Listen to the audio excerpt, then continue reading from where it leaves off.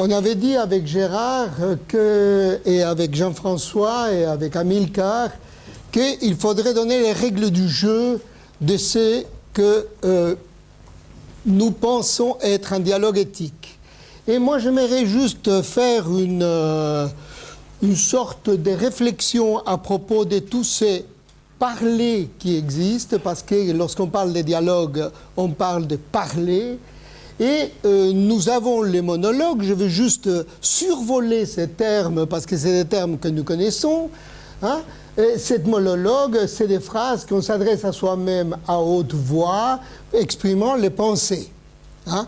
Mais il y a un autre mot que beaucoup pensent que c'est un synonyme de monologue, et ce n'est pas le cas. Le soliloque, c'est la personne qui relate ses pensées, mais devant un ou deux auditeurs. Le monologue, on n'a pas besoin de quelqu'un pour écouter. Et s'il y a tant de mots pour dire « je parle, je dis », c'est parce que le « je parle, je dis » est teinté de beaucoup de nuances. Nous avons un autre que je passerai très vite, c'est l'aparté. Hein? C'est ce qu'on utilise au théâtre. Hein? Les autres personnages de la pièce n'entendent pas, c'est la convention, mais le public, c'est le fond de ma pensée. Donc, il y a plusieurs façons, plusieurs formes d'exprimer la pensée propre. Et nous arrivons au mot dialectique. J'essaierai très bref, je ne vais pas faire un cours de dialectique, mais la dialectique dans l'idée de la discussion, du raisonnement, du questionnement et de l'interprétation. Hein? Dialectikos vient du grec, dialectikos, converser, trier, distinguer, parler. Or, toute cette déclinaison du mot dialectique nous montre qu'il y a là quelque chose qui va et vient. La dialectique est un dialogue entre deux interlocuteurs ayant des idées différentes et cherchant à se convaincre mutuellement. C'est-à-dire que si c'est les règles du jeu de nos rencontres ici, c'est parce qu'il va y avoir aussi un souhait de vous convaincre de quelque chose et nous espérons que vous puissiez nous convaincre aussi d'autres idées. Et ces jeux de va-et-vient hein, de nos différentes idées, ces brassages, va faire un cocktail délicieux.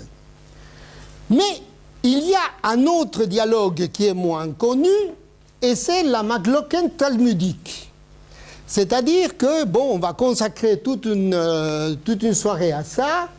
Ce n'est pas une dialectique où deux thèses s'opposent et sont résorbées, effacées dans une synthèse. Ce sont deux thèses qui sont là pour créer une tension infinie. Le but de la Machloken talmudique n'est pas d'arriver à une issue, mais de maintenir la tension entre ces deux pensées pour qu'on génère quelque chose qui n'a affaire ni avec l'une ni avec l'autre, mais avec les deux. Vous avez compris? C'est pas grave. C'est ça le Talmud, il ne faut pas comprendre, il faut le sentir.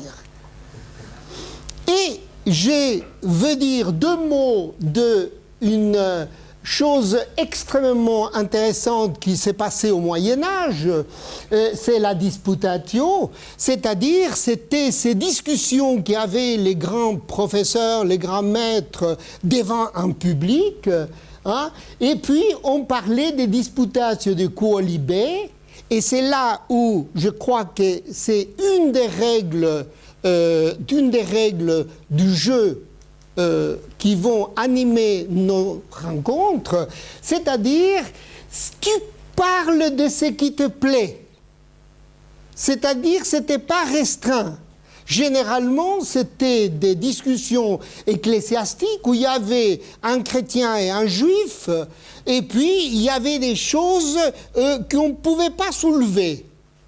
Mais quand c'était la disputatio de quolibé, tout était permis, c'est-à-dire on se proposait de répondre à toute question publique posée par l'assistance. Donc, et on appelle ça les questions quodlibétales, et nous attendons de vous ça. C'est pour ça que je le mets dans les règles du jeu. S'il vous plaît, ne vous gênez pas de poser des questions. La seule question idiote est celle qu'on ne pose pas. L'idée, ça serait que vous puissiez poser des questions, ça a un nom à coucher dehors, question quodlibétale, mais j'ai justement voulu souligner ça pour vous proposer cela. Mais on a les dialogues, et c'est ça les dialogues que nous rencontrons, c'est la rencontre de l'autre. Et vous voyez que j'ai mis « autre » avec majuscule, en honneur à Lévinas, parce que Lévinas est le premier que moi j'ai lu, peut-être que ce n'est pas le premier qui l'a fait, qui dit que l'autre doit s'écrire avec majuscule. Et je crois que symboliquement c'est vachement important. Et puis, nous rencontrons l'autre où ? Dans l'espace intersubjectif, c'est-à-dire dans l'espace qu'il y a entre soi et l'autre. C'est-à-dire cet espace qui ne m'appartient pas moi, qui ne t'appartient pas toi, mais qui nous appartient à nous. C'est cet espace où nous construisons l'amitié, cet espace où nous construisons l'amour, cet espace où nous pouvons bâtir quelque chose ensemble. C'est cette collaboration, mais dans le sens étymologique du mot, c'est labourer ensemble. Donc, ce dialogue, la rencontre avec l'autre, et pourquoi pas aborder ma relation à l'autre à travers la rhétorique. La rhétorique, qui est l'art de persuader au moyen du langage, c'est l'art de bien parler. Et si on parle bien, on peut mieux persuader l'autre. Et on parle même de la technique de l'art oratoire. Or, cette rhétorique qui va aller vers la séduction va partir de mon ethos, de moi, je, qui devient moi, que je dois me mettre en troisième personne, soi, que je dois être soi pour aller vers une troisième personne, je pense à Paul Ricoeur. Soi-même comme un autre. C'est-à-dire que je ne peux pas éthiquement, de mon ethos, aller vers l'autre sans être moi-même entière, en soi. Ensuite, bien entendu, l'éthos va utiliser le logos pour toucher le pathos, les sentiments, l'émotion dans l'auditoire, et sont ces trois les piliers de la rhétorique. Je crois que c'est important que vous soyez, que vous puissiez sentir que nous n'allons pas parler de je, nous allons parler de soi à soi. Et ça va donner dans les jeux les relationnels que nous aurons ici pendant les 10 rencontres, une visée beaucoup plus éthique. Bien entendu, on a parlé, et Gérard vient de le dire, silence et parole.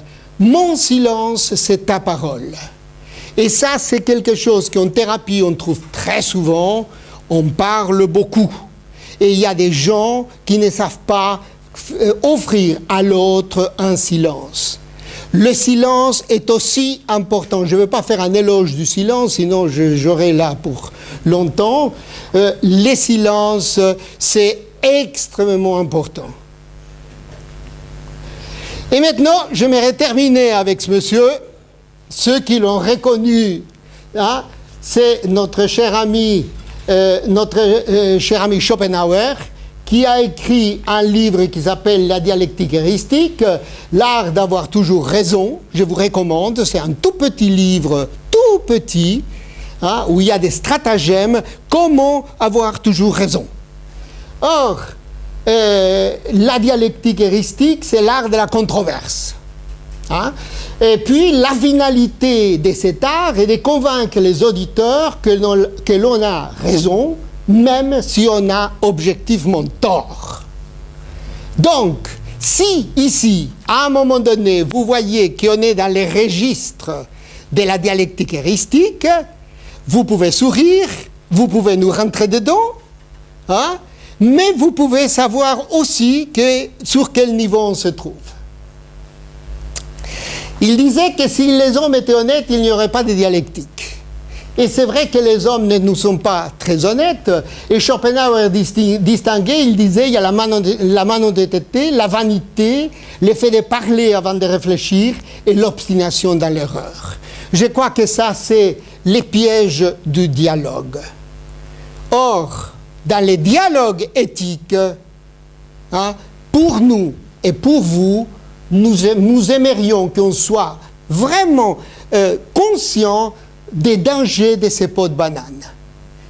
Soyons honnêtes, ne soyons pas vaniteux, hein, parlons avant, réfléchir avant de parler, et puis ne nous obstinons pas dans l'erreur. J'ai inventé le terme de colonisation dialogale et d'emprise dialogale. Je ne sais pas quoi vous dire, mais je trouve que le mot colonisation dialogale et emprise dialogale découle d'une sorte de rhétorique conquérante, colonialiste. Hein, vous savez qu'en 68, on parlait de la colonisation de l'enfant, et je pense qu'aujourd'hui, on est colonisé par un certain dialogue et nous devons être conscients de la chose. Or, M. Schopenhauer, son 16e stratagème, il parle de l'argumentum ad hominem. Il sert à désigner un argument rhétorique qui a pour fonction de confondre l'adversaire en lui opposant ses propres paroles ou ses propres actes. C'est-à-dire, on sort du propos pour l'attaquer avec ses propres paroles et ses propres actes. Par exemple, s'il y a un politicien qui dit quelque chose, on va lui sortir que le 3 août 2003, il avait dit exactement le contraire. Ça, c'est un stratagème, c'est le 16e stratagème de Schopenhauer. Or, un argument ad hominem met l'adversaire face à une contradiction entre ses actes et ses paroles, d'une part, et son argumentation, d'autre part. Ça, c'est les ad hominem. Or, Schopenhauer va appeler des attaques ad personam, celles qui portent directement sur l'adversaire en tant que personne, et pas en tant que la cohérence de la thèse. C'est-à-dire, en tant que personne, on l'attaque, vous êtes un menteur, vous êtes un voleur, etc., qui n'a rien à faire avec le propos tenu. Et pour terminer, il y a l'argument ad rem, c'est dit d'une réponse à une question qui n'est pas à côté de la plaque. C'est-à-dire, c'est un argument qui a à faire avec la question en direct. Voilà, je crois avoir respecté le temps. Je lance ces différentes règles du jeu, et puis à nous de jouer. Merci.